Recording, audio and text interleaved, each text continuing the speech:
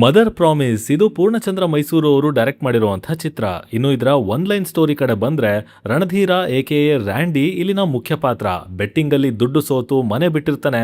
And ಇನ್ನೊಂದು ಕಡೆ ಊರು ಬಿಟ್ಟು ಬಂದಿರೋ ನಮ್ಮ ಮಂಡ್ಯ ಹೈಕ್ಳು ಓಪನಿಂಗ್ ದಿನನೇ ಡೆಲಿವರಿ ಕೆಲಸಕ್ಕೆ ಸೇರ್ಕೊಂಡು ಒಂದು ತೊಂದರೆಗೆ ಸಿಕ್ಕಾಕೋತಾರೆ. ಸೊ ಇಲ್ಲಿಂದ ಶುರುವಾಗೋ ಸಿನಿಮಾ ಮುಂದೆ ನಮ್ಮನ್ನ ಎಲ್ಲೆಲ್ಗೆ ಕರ್ಕೊಂಡು ಹೋಯ್ತು, ಯಾರ್ಯಾರನ್ನ ಭೇಟಿ ಮಾಡಿಸ್ತು, ಆಕ್ಚುಲಿ ಇವರೆಲ್ಲ ಯಾರು ಅಂಡ್ ಇದಕ್ಕೂ ಈ ತಾಯಾಣೆಗೂ ಏನು ಸಂಬಂಧ ಅನ್ನೋದನ್ನ ನೀವು ಫಿಲ್ಮ್ ಅಲ್ಲಿ ನೋಡಿನೇ ತಿಳ್ಕೋಬೇಕು. ಇನ್ನ ಆಕ್ಚುಲಿ ಸಿನಿಮಾ ಹೇಗಿದೆ, ನನಗೇನೇನ್ ಇಷ್ಟ ಆಯ್ತು, ಏನ್ ವರ್ಕ್ ಆಗ್ಲಿಲ್ಲ, ಇದೆಲ್ಲದ್ರ ಬಗ್ಗೆನೂ ಡೀಟೇಲ್ಡ್ ಆಗಿ ಮಾತಾಡ್ತೀನಿ. ಆದ್ರೆ ಅದಕ್ಕಿಂತ ಮುಂಚೆ ಚಾನಲ್ಗೆ ಹೊಸಬರಾಗಿದ್ರೆ ಸಬ್ಸ್ಕ್ರೈಬ್ ಮಾಡ್ಕೊಳ್ಳಿ. ಅಂಡ್ ವಿಡಿಯೋ ಇಷ್ಟ ಆಯ್ತು ಅಂದ್ರೆ ಖಂಡಿತ ಒಂದು ಲೈಕ್ ಕೊಟ್ಟು ಸಪೋರ್ಟ್ ಮಾಡಿ. 2000 ಲೈಕ್ಸ್ ಅಂತ ಅನ್ಕೊಂಡಿದೀನಿ. ಇನ್ ನೋಡೋಣ ಏನ್ ಮಾಡ್ತೀರಾ ಅಂತ.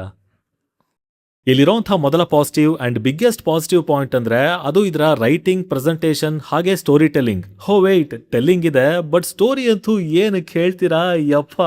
ಲೈಕ್ ಪ್ರಾಪರ್ ಒಂದು ಗುರಿ ಅಂತ ಇಲ್ಲ ಈ ಕಥೆಗೆ. ರ್ಯಾಂಡಮ್ ಆಗಿ ಒಂದಷ್ಟು ಸಿಚುವೇಶನ್ಸ್, ಅಲ್ಲಿ ಬರೋ ಹಲವು ತರದ ಪಾತ್ರಗಳು ಅಂಡ್ ಆ ಪಾತ್ರಗಳು ಬಂದು ಬಂದು ಹೊಡೆಯೋ ಡೈಲಾಗ್ಗಳು, ಒನ್ ಲೈನರ್ಗಳು, ಹಬಬ್ಬ ಕ್ರೇಜಿ ಗುರು. ಹೋಲ್ ಟುಗೆದರ್ ಬೇರೆನೆ ವೈಬ್ ಮಟೀರಿಯಲ್ ಅನ್ಬೋದು, ಅಷ್ಟು ಸಖತ್ತಾಗಿತ್ತು. ಇನ್ಫ್ಯಾಕ್ಟ್ ಇಡೀ ಥಿಯೇಟರ್ ನಕ್ಕಿ ನಕ್ಕಿ ಸುಸ್ತಾಗಿ ಹೋಗಿದ್ದೀವಿ. ಲೈಕ್ ಆ ಮಟ್ಟಿಗೆ ಥಿಯೇಟ್ರಿಕಲ್ ಎಕ್ಸ್ಪೀರಿಯನ್ಸ್ ಇದೆ ಸಿನಿಮಾದಲ್ಲಿ. ಅಲ್ಲ ಏನಿದು ಕಥೆ, ಏನು ಮಾಡಿದ್ದಾರೆ ಅಂತೀರಾ? ಒಂದು ಕಡೆ ರೌಡಿಸಮ್ ಇದೆ ಬಟ್ ಇವ್ರು ಯಾರು ಸೀರಿಯಸ್ ರೌಡಿಗಳಲ್ಲ.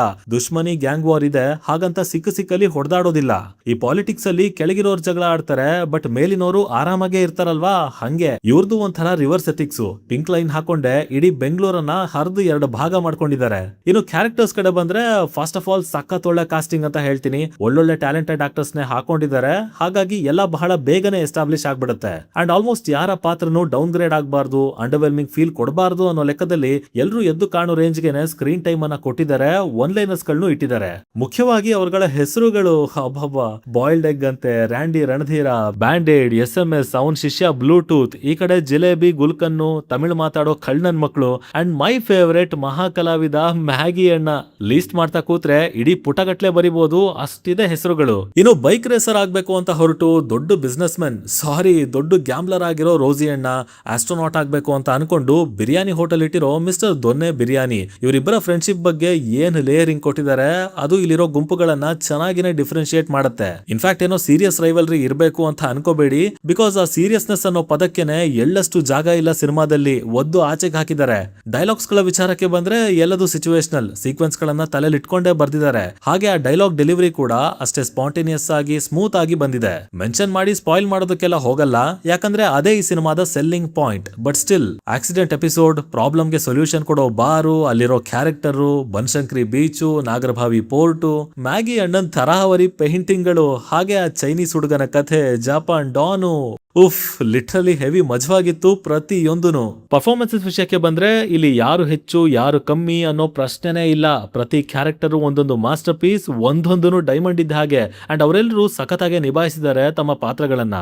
ಅದರಲ್ಲೂ ಸಂಬಂಧ ಅನ್ನೋದೇ ದೊಡ್ಡ ಕಣೋ. ಆ ಪ್ರಾಬ್ಲಮ್ ಕ್ಯಾರೆಕ್ಟರ್, ಅವನು ಕೊಡೋ ಸೊಲ್ಯೂಷನ್ ಚಿಂದಿ ಅಂತ ಹೇಳ್ಬೇಕು. ಇದ್ರ ಹೊರತಾಗಿ ಮ್ಯೂಸಿಕ್ ಡೀಸೆಂಟ್ ಆಗೇ ಇದೆ, ಜೊತೆಗೆ ಬರೋ ಹಾಡುಗಳು ಕೂಡ ಅಷ್ಟಾಗಿ ನೆನಪಲ್ಲಿ ಉಳಿದೇ ಇದ್ರೂ ಸಂದರ್ಭಕ್ಕೆ ತಕ್ಕ ಹಾಗಿದ್ವು ಅಂತ ಹೇಳ್ತೀನಿ.